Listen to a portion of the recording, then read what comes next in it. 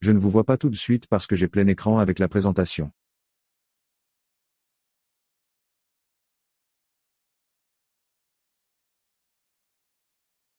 Mais quand j'ai terminé ma partie et que je désactive cet écran de partage pour que je puisse vous voir et que nous puissions répondre aux questions. Aujourd'hui, nous allons parler de l'éthique dans les essais cliniques. Je m'appelle Gonzalo. Chercheur post-doctoral à l'Université de Grenade.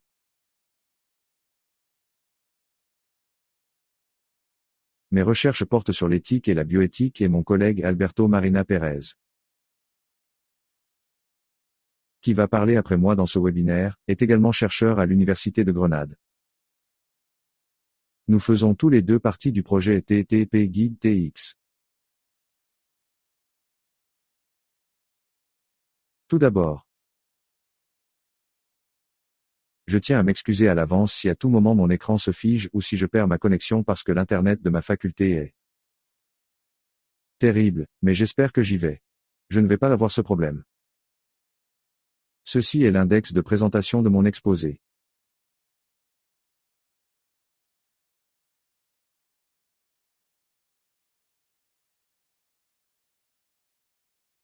Tout d'abord, je veux présenter brièvement le Télévision Guide, l'exploit ou le groupe dans les sexes.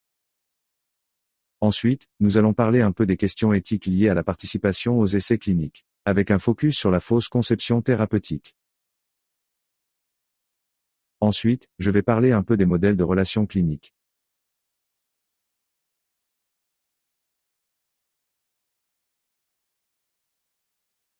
Le guide TTP est donc une considération des médecins spécialisés dans les transplantations rénales, les biologistes cliniques, les gestionnaires de projets et d'essais cliniques, des éthiciens et des professionnels de l'industrie de la santé financés par l'Union européenne.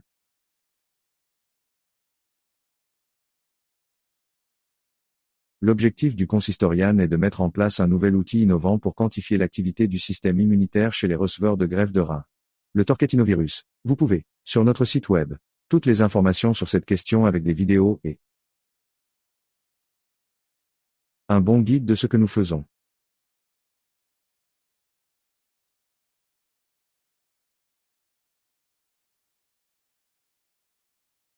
La composition du Télévision Guide comprend probablement 19 partenaires de 7 pays européens, et il est coordonné par l'Université de médecine de Vienne, avec le soutien du partenaire administratif IUTEMA. Vous pouvez voir que nous l'avons fait. Participants d'Espagne.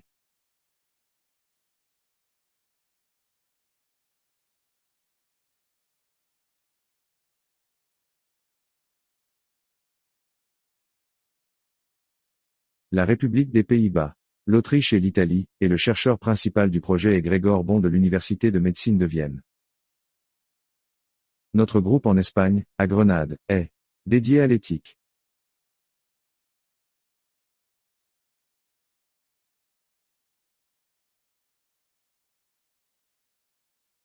Et beaucoup de gens participent à ce groupe, moi-même et aussi mon collègue Alberto Molina. Ce groupe a été en charge, entre autres, de la génération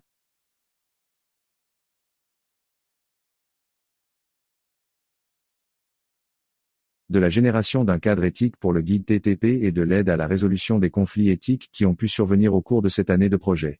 De plus, notre travail comprend le coordination du conseil d'éthique et de gouvernance. Il existe un groupe d'experts en éthique qui supervise, examine et supervise les actions menées par le projet pour vérifier qu'il n'y a pas de problème éthique lors de son exécution. Finalement,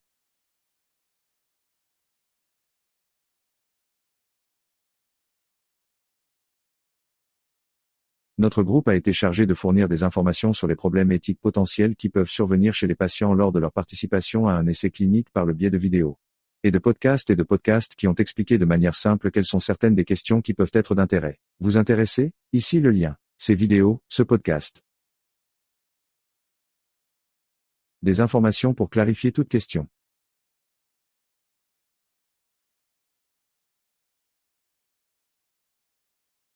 Qu'est-ce que c'est que du riz si vous participez à cet autre essai clinique? Nous avons également une question fréquemment posée sur l'essai clinique et la participation dans toutes les langues de la participant à l'étude. Ok, donc. Concentrons-nous sur Essais cliniques et questions éthiques liées à la participation à la recherche dans l'essai clinique. Essais cliniques. Il s'agit essentiellement d'études de recherche médicale auxquelles les gens participent d'une manière ou d'une autre.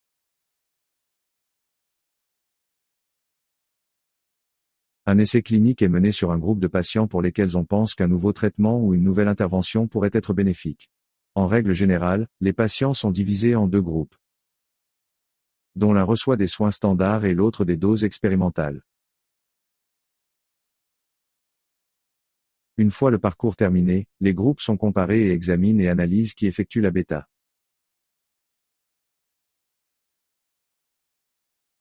Un procès est un processus long et minutieux qui peut durer 6 ou 7 ans, impliquant généralement des entreprises pharmaceutiques, des autorités, des chercheurs, des hôpitaux et des patients. Premier.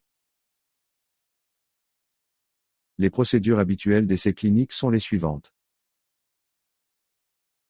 Première étude du chercheur et nouveau traitement en laboratoire.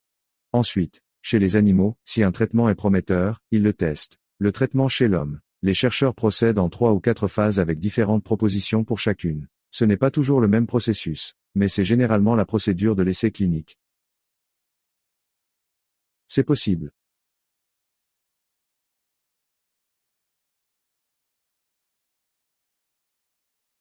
Identifier différents types d'essais cliniques chez l'homme et la Fondation Pascal Malagal en 2020.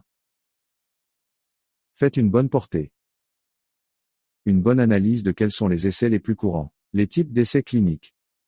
D'accord, nous avons tout d'abord des essais préventifs. Ils testent de nouvelles méthodes pour réduire le risque de développer une maladie. Cela implique qu'il s'agit de personnes en bonne santé, qui peut ou non être à risque de développer la maladie. C'est le cas de l'essai clinique pour la prévention de la maladie d'Alzheimer, par exemple. Les procès agnostiques se concentrent sur l'identification de nouveaux tests de procédure pour le diagnostic d'une maladie. Essais d'écran. Ils testent des méthodes de diagnostic précoce d'une maladie. Traitement. Essayer.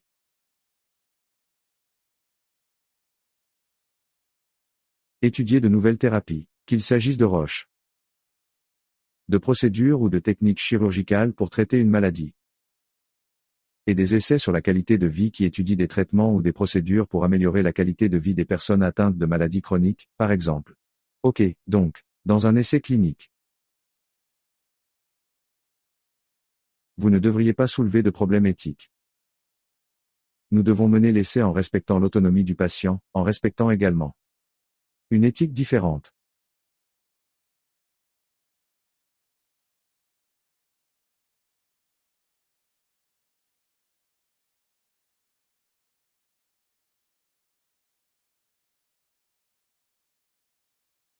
Question et nous devons également suivre certains points clés pour guider en accord avec cet essai clinique. La Harvard Medical School l'a publié. Article qui identifie certains points clés qui sont importants dans ce processus d'un essai clinique. Ok, ils identifient ceux-ci en premier. Nous devons le faire. Nous devons définir le risque de dans un essai clinique. Lorsque vous pensez au risque potentiel,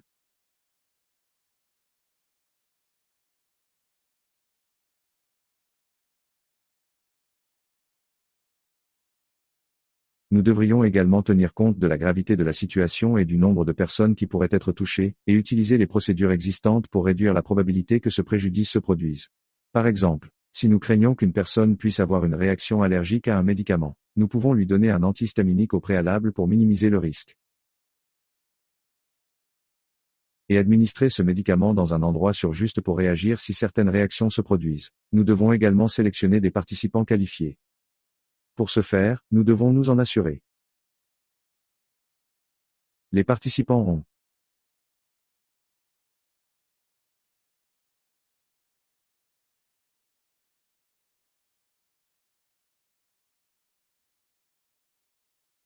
s'inscrire à un bon critère d'éligibilité dans la participation des participants à l'essai dans la pratique.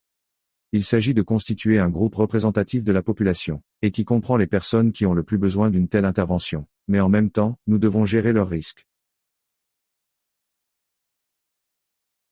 Nous devons également évaluer le potentiel des avantages de l'essai. Nous devons comprendre le résultat souhaité que nous avons. espérer atteindre ou la question de réserve à laquelle nous devons répondre et pourquoi c'est important. Nous devons aussi, bien sûr, minimiser les risques.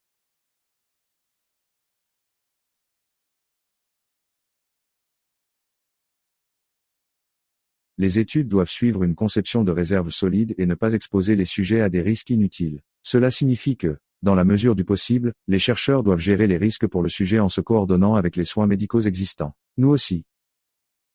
Et c'est très important et Albert va en parler dans sa partie du webinaire. Un processus de consentement éclairé significatif. Tous les participants à un essai clinique doivent recevoir un consentement éclairé pour expliquer tous les aspects de l'étude, y compris les risques et les avantages potentiels. La participation à nos recherches est toujours volontaire. Le participant doit également avoir l'occasion de poser des questions, de comprendre les options alternatives et d'être en mesure de se retirer à tout moment pendant le processus d'essai clinique. Nous devons protéger les sujets vulnérables, notamment les enfants,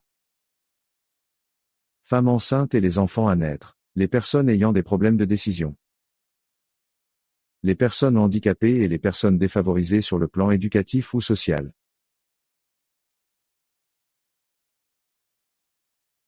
Les chercheurs doivent réfléchir à leurs objectifs d'attendre avant d'utiliser cette population et déterminer s'ils peuvent répondre à la même question de recherche sans utiliser de sujets vulnérables. La dernière chose dont nous avons besoin, est-ce que cela garantit la transparence de l'essai clinique? Il est important d'avoir un plan en place pour partager tout résultat indésirable ou complication qui pourrait survenir. De plus, au fur et à mesure que le processus d'essai clinique progresse, si des modifications sont apportées à la conception réelle, choisissez d'ajouter un test, par exemple. Cette modification doit à nouveau être soumise au comité d'éthique pour approbation. Du comité d'éthique. Cela permet de s'assurer que tout le monde est sur la même longueur d'onde à chaque étape du processus.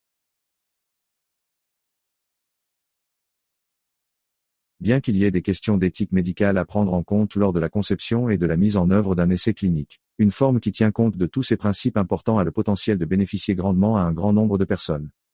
Ci-dessous, nous tenterons d'expliquer certains des risques ou des problèmes éthiques qui peuvent survenir tout au long d'un essai clinique.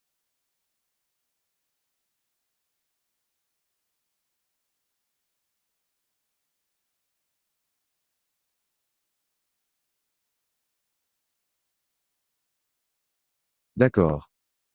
Donc, tout d'abord, nous devons savoir que les chercheurs veulent contribuer à la connaissance scientifique. L'objectif d'un essai clinique est de mieux comprendre ce qui sera le plus bénéfique pour les futurs patients. D'autre part, les cliniciens, quant à eux, veulent améliorer la santé de leurs patients maintenant. Et il est très important que le patient et le participant potentiel au MST sachent toujours parfaitement qui lui parle, s'adresse à lui, au chercheur ou au clinicien. Sinon, il y a un risque qu'il y ait un risque que le participant potentiel attribue une intention thérapeutique à une investigation clinique, qui pourrait finalement induire en erreur et influencer sa décision de consentir. C'est ce qu'on appelle la fausseté thérapeutique, et c'est ce dont je vais parler dans la diapositive suivante. Mais d'abord, nous devons savoir et nous prenons.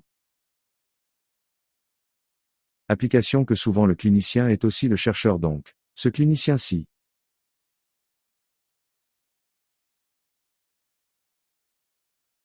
s'il agit en tant que clinicien, il doit identifier son rôle et en même temps, s'il va agir en tant que chercheur, il doit identifier ce rôle parce que vous ont-ils le droit de savoir s'il s'adresse à vous en tant que clinicien ou s'il s'adresse à vous en tant que chercheur? Ok, alors qu'est-ce qu'une idée méconçue thérapeutique? En somme, les idées fausses consistent ou non à apprécier la distinction entre l'objectif de la recherche et l'objectif de la médecine clinique. L'objectif d'un essai clinique est de mieux comprendre ce qui sera le plus bénéfique pour les futurs patients. Par conséquent, il est très important que le patient et le participant potentiel à l'étude soient clairs, à qui il s'adresse et dont nous avons parlé auparavant.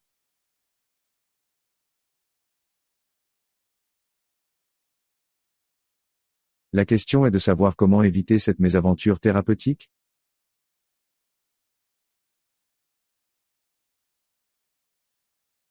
Dans le contexte particulier d'un essai clinique comme le guide télévision, la façon de procéder, faire ici. Nous pouvons voir l'un d'entre eux. Voyons, un exemple d'idée fausse. Tout d'abord, il y a une idée fausse sur l'objectif du procès. Un participa. Un participant potentiel peut croire que l'objet de l'échange est thérapeutique, mais il s'agit d'une idée fausse. Le but du test de l'essai est d'acquérir des connaissances, pas de. Faites une thérapie sur le patient. Soins de santé et la recherche médicale sont fermés dans certains essais cliniques comme celui-ci, mais ils ne sont pas les mêmes. Dans les soins médicaux, l'intérêt premier est la santé du patient. Aujourd'hui, dans la recherche médicale, l'intérêt premier est d'obtenir des connaissances qui seront bénéfiques pour les futurs patients. Une autre idée fausse.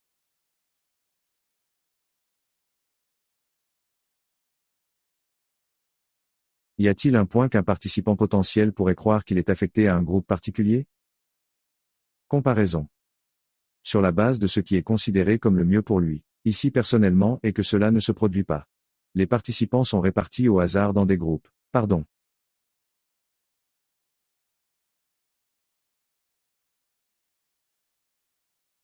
Vous ne serez pas affecté à un groupe en fonction de ce qui est le mieux pour vous personnellement, car personne ne sait à ce stade. De l'essai clinique, qu'est-ce qui est le mieux pour vous? Aléatoire.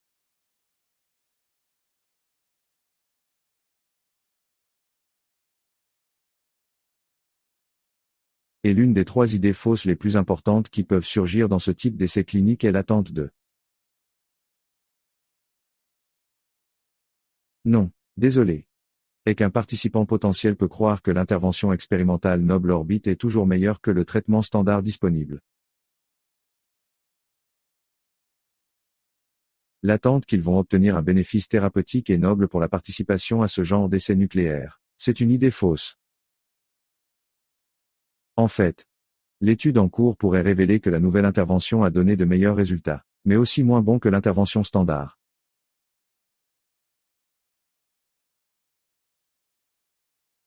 Dans tous les cas,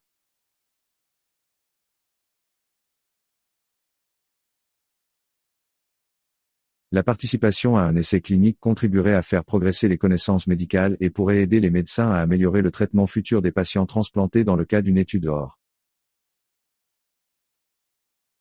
Nous avons ici un bon article du médecin, Jennifer McCormick, qui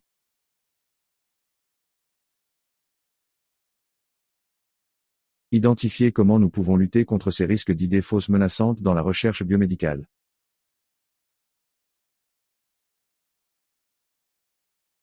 Je pense que l'une des choses les plus importantes à faire est de parler avec les patients, les participants aux essais cliniques et exposer toutes les erreurs thérapeutiques possibles qui peuvent survenir dans ce genre d'essais si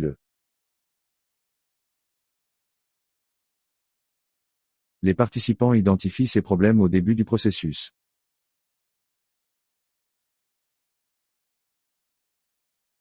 Ils peuvent décider s'ils veulent participer à l'essai uniquement pour la raison que l'essai a et non pour une autre raison qui ne sont pas réelles. La dernière chose dont je veux parler aujourd'hui, c'est des modèles de relations cliniques. Avant, je devais parler d'autres choses importantes.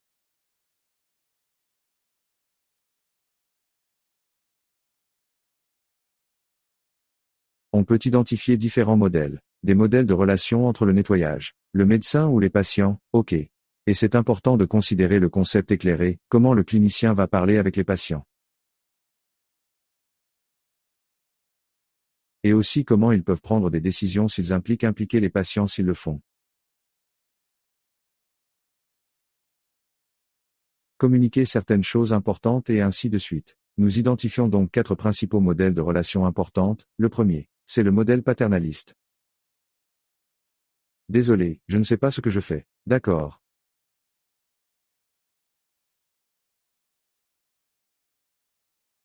Ouais, d'accord. Le modèle paternaliste.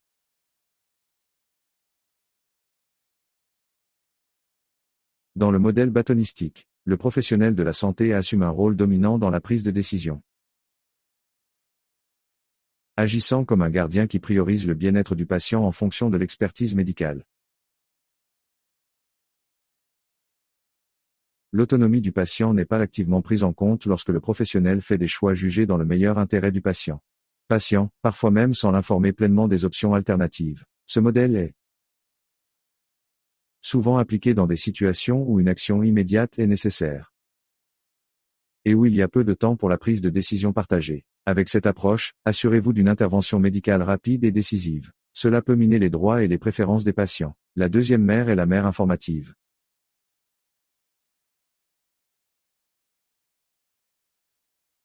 qui mettent l'accent sur l'autonomie du patient en s'assurant qu'il reçoit toutes les informations médicales pertinentes de manière objective. Leur professionnel de la santé fournit des faits concernant le diagnostic, le traitement possible du traitement et les avantages et bénéfices, mais ne guide ni n'influence la décision du patient.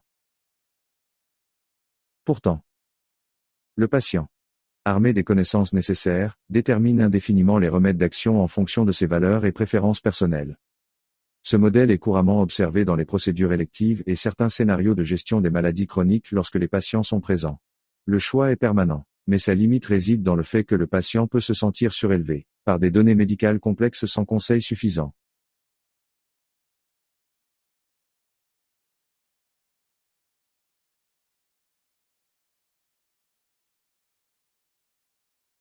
Nous avons aussi le modèle interprétatif dans lequel le professionnel de la santé joue un rôle plus interactif en agissant comme un correcteur.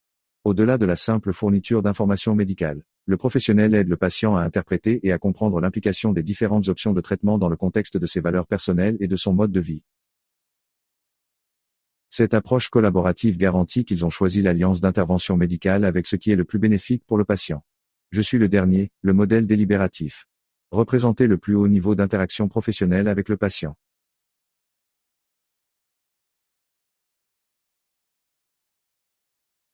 Les deux parties ont-elles engagé un dialogue ouvert et dynamique afin de déterminer la meilleure marche à suivre? Le professionnel de la santé ne se contente pas de fournir des informations médicales, mais discute également activement des implications éthiques, personnelles et sociales de chaque option avec le patient.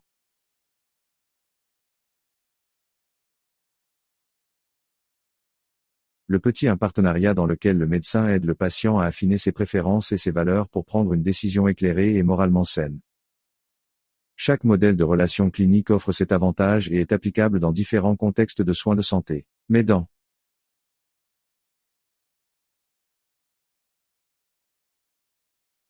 en bref, ce sont les 4 principaux modèles de relations cliniques importants. C'est tout de ma part et maintenant Alberto peut parler un peu d'un autre problème éthique. J'ai arrêté de partager mon écran. Ok, vous m'entendez?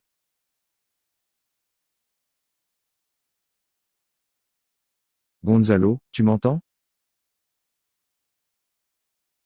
Dis plutôt, je suis Alberto Molina. Je suis ici chercheur et professeur à l'Université de Grenade.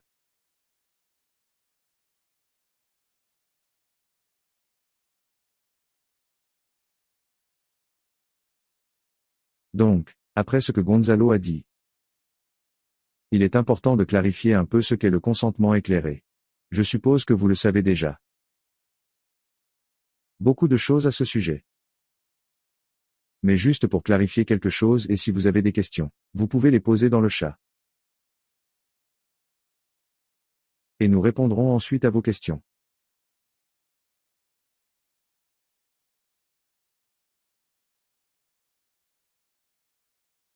La question du consentement éclairé commence donc après la Seconde Guerre mondiale, à cause de ce que les médecins allemands ont fait. C'est-à-dire faire de la recherche sur des patients contre leur volonté. Et même après cela.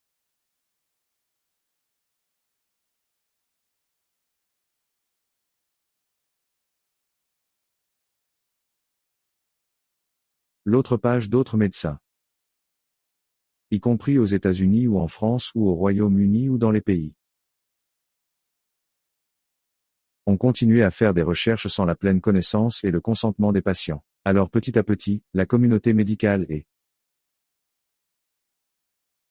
la biothèse a commencé à souligner le fait que ce n'est pas éthique. Et les choses ont commencé à changer.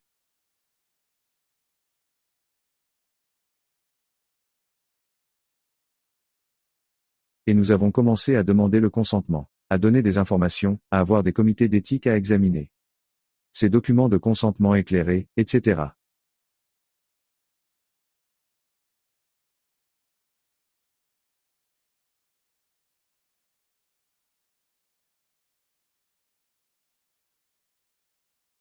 Nous nous éloignons donc petit à petit de ce que Gonzalo a expliqué à propos du modèle paternaliste où les médecins pensaient qu'ils faisaient ce qu'il fallait et qu'ils avaient les connaissances et parce qu'ils avaient les connaissances ils avaient l'autorité de prendre des décisions, au nom d'autres personnes.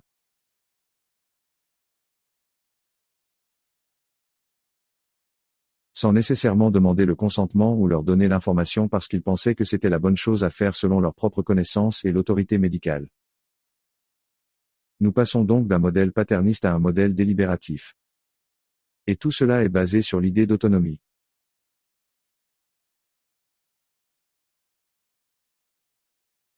Nous sommes autonomes, mais qu'est-ce que cela signifie?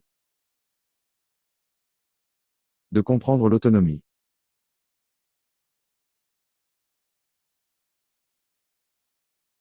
Un est comme une propriété. Lorsque nous naissons en tant qu'être humain, nous sommes libres, et nous avons une certaine dignité et c'est quelque chose qui fait partie des droits de l'homme.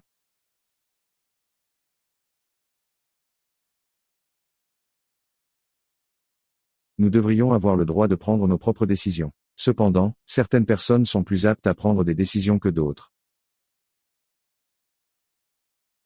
Et il y a une autre interprétation de l'autonomie, qui est une capacité, une compétence que nous pouvons avoir plus ou moins, et que nous pouvons développer. Les petits-enfants ont moins d'autonomie que les adultes. Donc quand ils grandissent, ils apprennent à prendre des décisions, à avoir les informations pertinentes et à savoir quel est leur meilleur intérêt. Quelles sont les conséquences des décisions, et ils acquièrent plus d'autonomie. Donc les deux.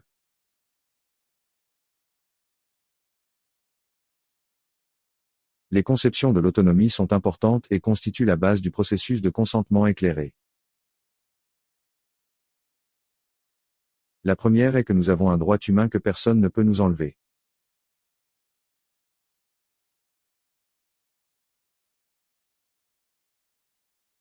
Et l'autre, c'est que nous, c'est-à-dire de prendre nos propres décisions concernant notre vie en fonction de nos propres valeurs et intérêts,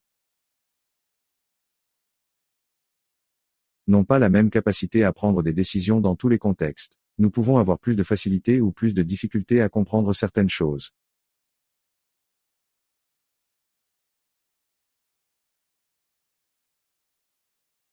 Et donc la communication avec les cliniciens doit reconnaître cette situation. La communication du clinicien se doit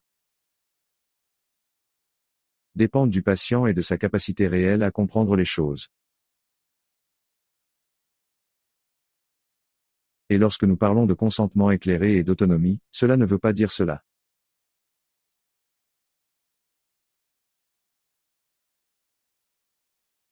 Le clinicien donne l'information et ensuite le patient décide quel est le modèle informatif. C'est plus dans le modèle délibératif que Gonzalo a décrit. C'est un dialogue. Les patients et les médecins doivent dialoguer pour que le patient s'en aille.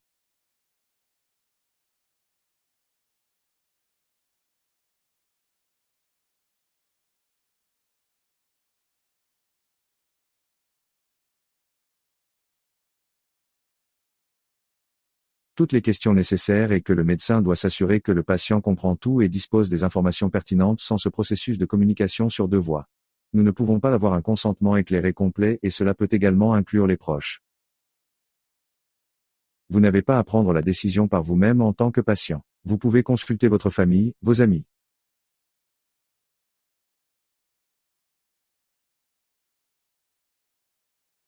Et réfléchissez à ce dont il s'agit avant de prendre des décisions. Je suis désolé, j'ai la grippe. Je suis très fatigué, alors j'espère. Je ne suis pas très fluide dans ma communication, mais je suis désolé.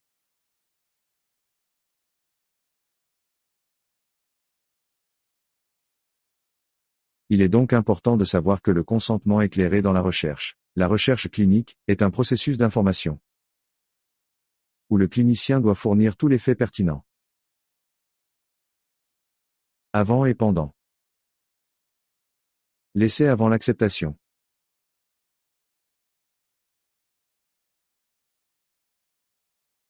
Et une fois que vous avez accepté, vous pouvez toujours poser des questions et c'est important si vous avez des soucis. Inquiétude. Des doutes, vous devez poser des questions et les médecins ont le devoir de répondre pleinement à vos questions. Et c'est aussi quelque chose qui doit être volontaire. Ce qui signifie qu'il n'y a pas de pression. Vous n'avez pas.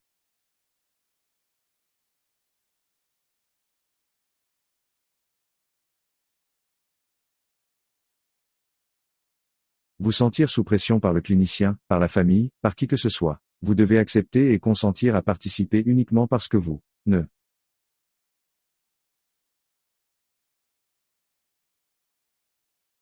Pas parce que vous pensez que vous devriez le faire, ou parce que les gens vous demandent de le faire, ou parce que vous avez le devoir de le faire.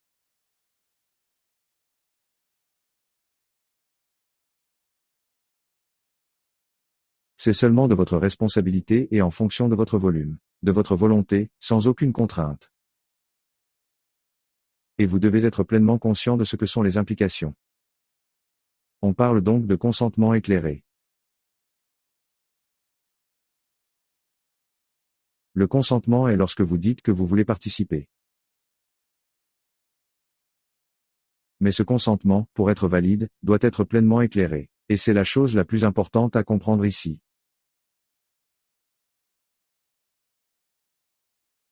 C'est ce processus de communication. Vous devez avoir une pleine conscience des avantages, des conséquences positives, positives et négatives, tout ce que cela implique et c'est tout le long. Votre participation n'est pas limitée à avant que vous ne disiez oui ou que vous signiez un papier. Et il est très important que les informations qui vous sont données soient compréhensibles.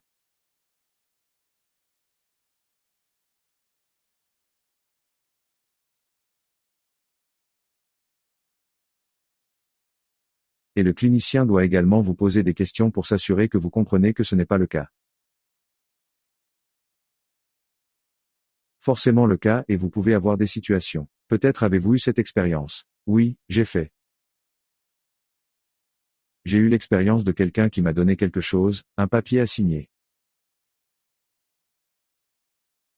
Et en signant que je donne mon consentement éclairé, j'ai dit, mais je peux vous permettre de me laisser lire le journal avant.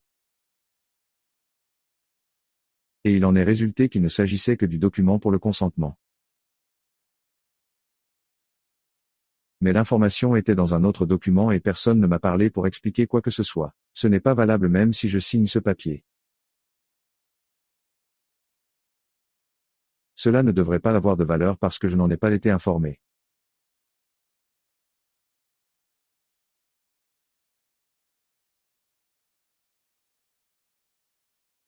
Et si ce qui est écrit dans ce document ou ce que la personne m'explique n'est pas fait d'une manière facile à comprendre en fonction de mes antécédents et de mon éducation. Dans ma langue maternelle, peu importe. S'il n'est pas compréhensible, le consentement n'est pas valide.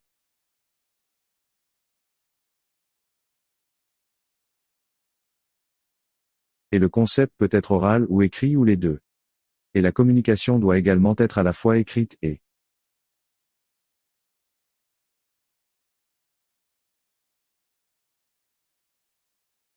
dans l'ensemble. Vous devriez avoir le temps de lire les choses. Pour y réfléchir et ne pas être obligé de prendre une décision sur le champ. Puis-je passer ce papier? Rentre chez toi. Lisez-le attentivement.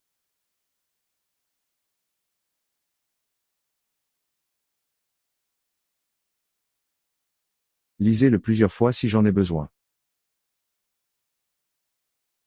Puis discutez-en avec mes proches et posez toutes les questions dont j'ai besoin avant de dire oui et de signer.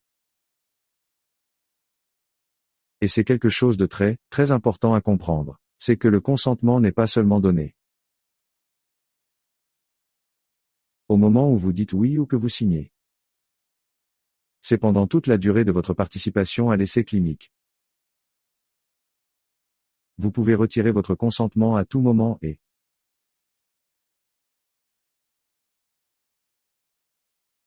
il y en a. Devrait y avoir aucune conséquence. Vous êtes libre de dire OK.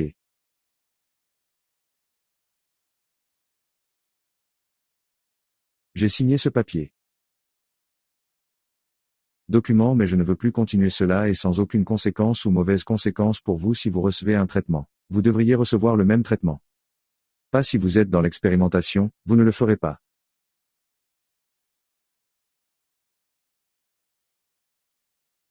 Être toujours dans l'expérience. Mais si vous avez besoin d'un traitement que vous avez reçu auparavant, vous devriez avoir le même traitement, etc. Donc c'est quelque chose qui ne se termine pas au moment où vous signez le papier. C'est jusqu'à la fin du procès. À tout moment, vous pouvez poser des questions. Vous pouvez exprimer vos doutes, vos inquiétudes et vous pouvez dire: je ne veux plus continuer. C'est vous avez raison et c'est tout à fait correct de le faire.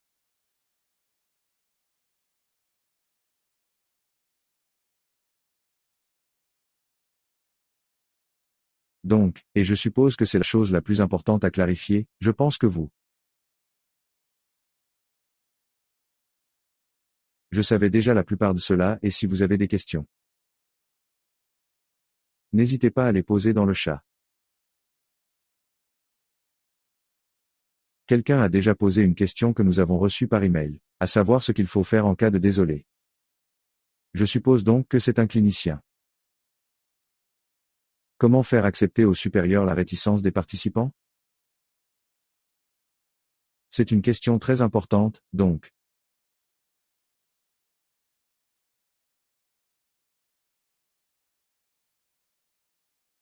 Lorsque les cliniciens participent à des essais cliniques.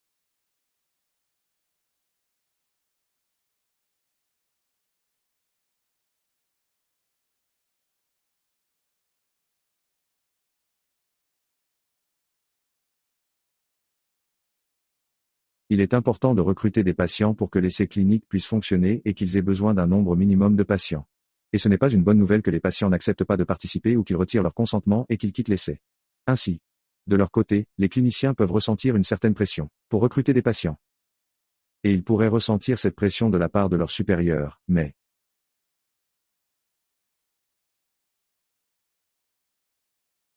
tant de la part des patients que des recruteurs est très important.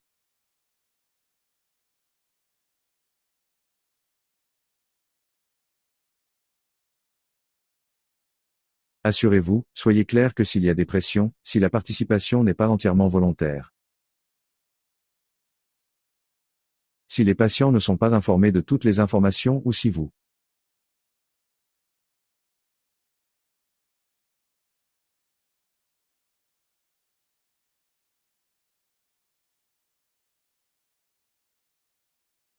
non pas vous ne clarifiez pas que participer à un essai clinique n'est pas nécessairement recevoir le meilleur traitement, comme Gonzalo l'a expliqué à propos de l'inconjecture thérapeutique. Ce n'est pas éthiquement acceptable. Sur le plan éthique, et c'est possible, supérieur, cela peut entraîner des problèmes, y compris des problèmes juridiques, donc.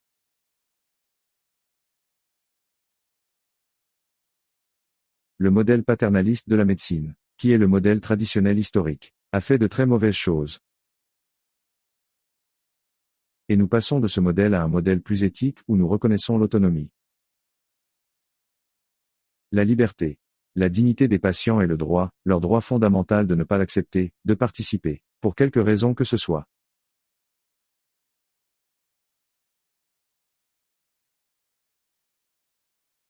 Vous n'avez pas à penser qu'ils ne prennent pas la bonne décision pour eux-mêmes ou mieux. Non, ils ont le droit. Pour savoir ce qui est le mieux pour eux. Y compris si vous n'êtes pas d'accord avec cela et donc pour les supérieurs.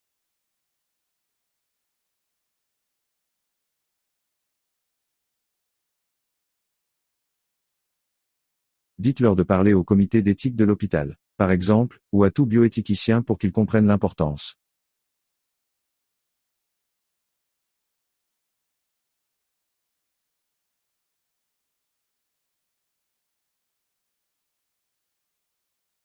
de la conscience volontaire et pleine et de la liberté des participants de consentir ou de ne pas consentir ou de retirer leur consentement après avoir participé et signé des documents. Je vois. J'ai donc lu une question dans le chat.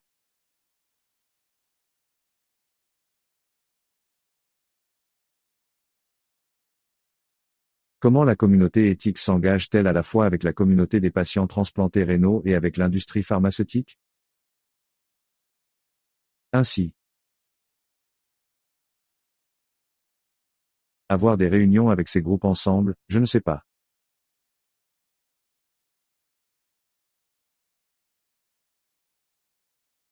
Je ne suis pas au courant de ce que je fais ici, mais la communauté de l'éthique est très impliquée.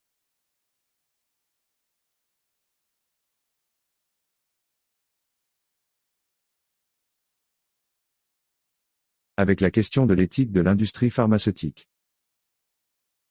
Pour pointer tous les problèmes éthiques. Et maintenant, il y a aussi un mouvement de tendance? L'implication des patients. C'est ainsi.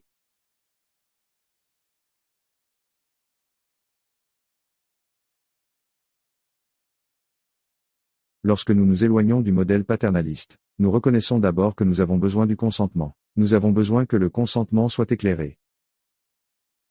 Mais maintenant,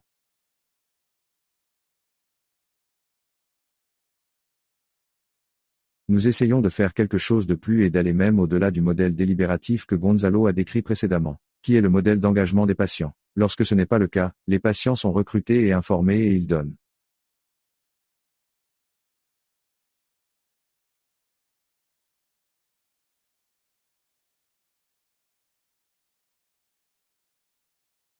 Plein consentement, mais ils participent à la conception des études et pendant les études. Donc, comme un père avec le clinicien. Parce que les patients savent mieux que le clinicien ce qui est le mieux pour eux. Quelles sont leurs inquiétudes? Et cela devrait être inclus par conception dans les essais cliniques. Et c'est un processus lent. L'Union européenne, par exemple, pousse dans cette voie, mais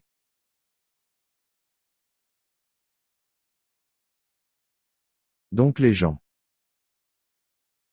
Les gens doivent intégrer ça et ce n'est pas facile quand on a l'habitude de faire. En tant que chercheur, en tant que clinicien, vous concevez l'étude. Seul sans discuter avec les patients et vous intégrez les patients. Après cela. Alors maintenant, ça commence à changer et les habitudes doivent changer et petit à petit. Ce n'est pas seulement. Je ne sais pas si je réponds à votre question, car ce n'est pas seulement la communauté de l'éthique, ce sont les cliniciens, les éthiciens,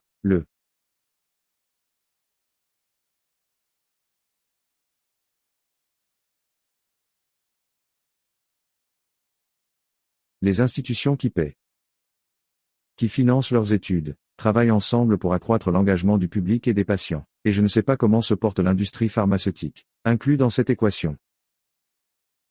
Mais je ne sais pas si vous le voulez.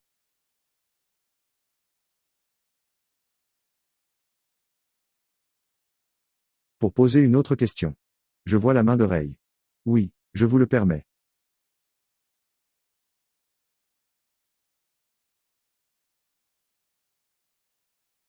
Allez-vous parler vous-même? M'entendez? D'accord? Oui. Oui, défaut pour défaut, me donne une chance de parler. Je pense que nous sommes et je suis impliqué dans différentes entreprises, je travaille avec différentes entreprises à titre de consultant. Je suis également greffé d'un rein. Mais ce que je vois de mon expérience, c'est cela. Il faut simplement beaucoup plus de dialogue entre ces deux groupes. Entre l'industrie pharmaceutique et la communauté des patients. Parce que je pense que beaucoup de ces concepts dont vous parlez. Je suis d'accord avec eux, mais en réalité, ils ne sont pas mis en pratique. Et donc, en pensant maintenant à la xénotransplantation et à certains de ces autres domaines, il y a un élément de risque. Je pense qu'il est maintenant plus important que jamais que ces groupes soient ensemble parce que je vous dis ce que vous avez dit là-bas sur la fausse conception thérapeutique du bénéfice thérapeutique. Du bénéfice thérapeutique. Tant de patients pensent. Eh bien, si je vais Si je ne suis pas dans ce bras, le bras actif, vous savez, ils supposent immédiatement qu'ils vont en tirer un avantage. Et donc je ne le fais pas de toute façon. Je dis juste que je pense qu'il y a un grand gouffre entre ce que vous dites et ce qui s'est passé dans la réalité. Alors oui, oui, bien sûr. Donc je le sais par expérience. N'est pas pleinement pratiqué. Comment cela devrait être parce que... Pour les cliniciens. Et même si ce n'est pas seulement dans le biomédical domaine, mais dans la recherche en général.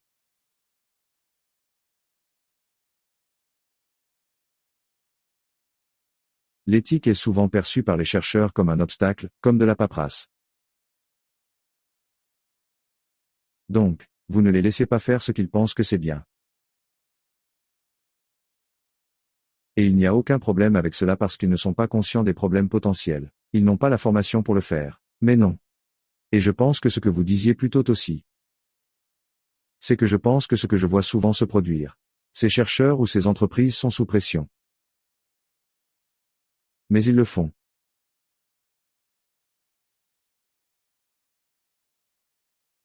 Ils réagissent alors aux choses avec de la pression parce qu'ils n'ont jamais investi dans la bonne façon de le faire. Les choses, c'est qu'ils ont 4 stratégies et qu'ils se retrouvent dans des situations où il y a juste cette panique. Parce qu'ils le font mal. Oui.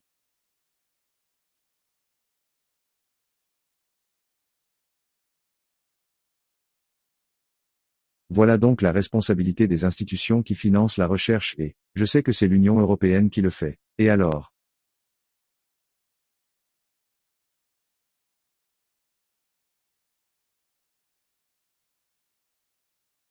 Les gens qui font la recherche sont plus conscients des questions et des exigences éthiques. Et ce n'est peut-être pas déjà le cas, mais peut-être qu'ils feront pression pour une formation sur l'éthique.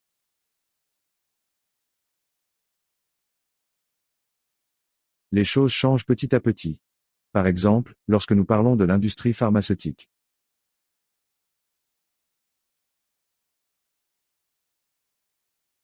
Auparavant, il n'était pas nécessaire d'enregistrer tous les essais cliniques. Donc, vous avez des molécules que vous pensez pouvoir fonctionner et vous faites l'essai et vous n'avez pas de bons résultats. Alors, qu'est-ce que vous ne publiez pas et vous réessayez? Vous ne publiez pas si cela ne fonctionne pas tant que cela ne fonctionne pas.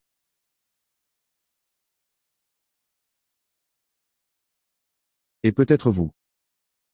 Si vous essayez 100 fois et que cela échoue 99 fois et qu'une seule fois cela fonctionne. Et vous publiez cela et vous dites que j'ai la preuve que ce médicament fonctionne. C'est pas vrai. Et maintenant? Vous ne pouvez plus le faire. Du moins en théorie, parce que l'industrie et tous les chercheurs doivent préenregistrer leurs études avant qu'elles ne commencent. Ils disent que je vais le faire et que j'ai le devoir de publier les résultats. Qu'il s'agisse de bons résultats positifs ou de résultats négatifs. Et c'est mieux pour les patients, c'est mieux pour tout le monde. Mais c'est difficile et nous devons avancer étape par étape. Je ne sais pas si j'ai répondu. Vraiment. Merci, merci. Alors, y en a-t-il? Plus de questions, c'est. Quelqu'un est-il prêt à le faire? Demandez quelque chose.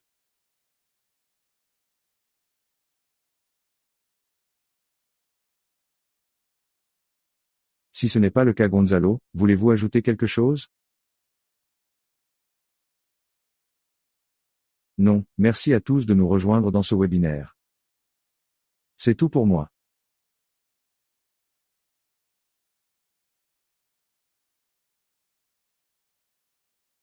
Ok, oui, nous pouvons fermer cela et je ne sais pas si. Vous aviez avec le lien pour joindre les informations sur nous et si nos emails. Si vous souhaitez nous contacter. Et vous attendez.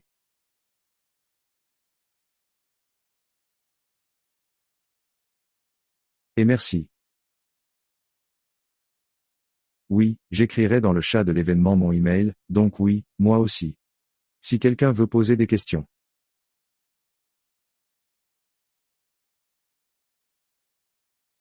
Merci beaucoup. Merci. Au revoir. Bonne journée.